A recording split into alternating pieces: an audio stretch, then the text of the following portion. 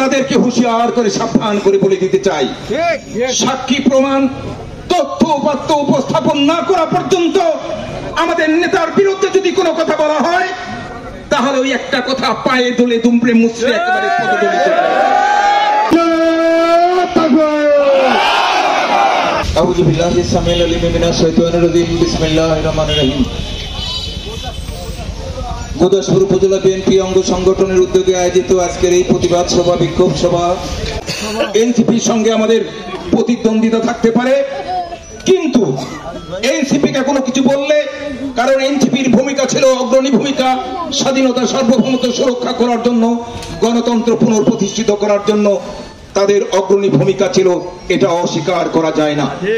আমরা এই আন্দোলনে যতগুলো দল, সমমান দলগুলো যারা আন্দোলন করেছি, আমরা নির্বাচনে গেলে প্রতিদ্বন্দ্বিতা ভাবতে পারি, প্রতিপক্ষ ভাবতে পারি, কিন্তু আন্দোলনের ক্ষেত্রে কিন্তু আমরা এক কাতারে আছি। আওয়ামী লীগের বিরুদ্ধে আমাদের আন্দোলন আপনারা মনে করেছেন থেমে গেছে, আওয়ামী লীগের আন্দোলন, আওয়ামী লীগের বিরুদ্ধে আন্দোলন কিন্তু আমাদের থেমে যায়নি।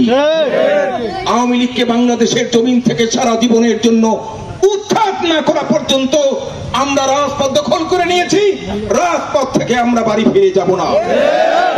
আমার এই তো কয়েকদিন আগে ষড়যন্ত্রমূলক ভাবে হত্যাকাণ্ড চালিয়ে করানো হয়েছে, আর সমস্ত দায়ভার সোহাগকে হত্যা করা হয়েছে, সমস্ত দায়ভার বাংলাদেশ জাতীয়তাবাদী দল এবং জাতীয়তাবাদী দলের আমাদের প্রিয় নেতা ভারপ্রাপ্ত চেয়ারম্যান তারেক রহমানকে কটূক্তি করে কিছু কথা বলা হয়েছে।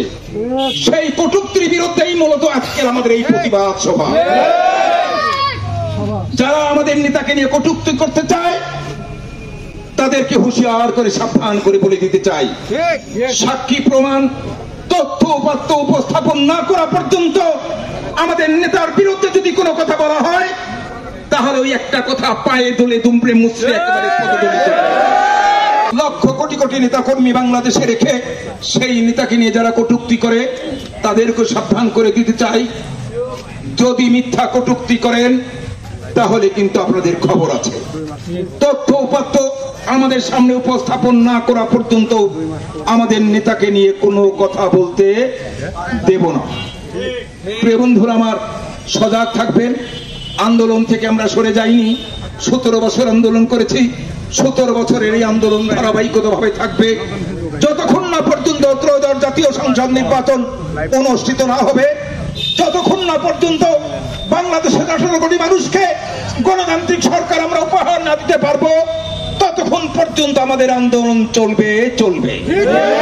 বন্ধুরা আমার, অত্যন্ত কষ্ট করে আমাদের আহ্বানে সাড়া দিয়ে আপনারা আজকে এই পথসভায়, র্যালি এবং বিশ্ব রোডে বিক্ষোভ সমাবেশে শরীক হয়ে বিক্ষোভ সমাবেশকে সফল করেছেন।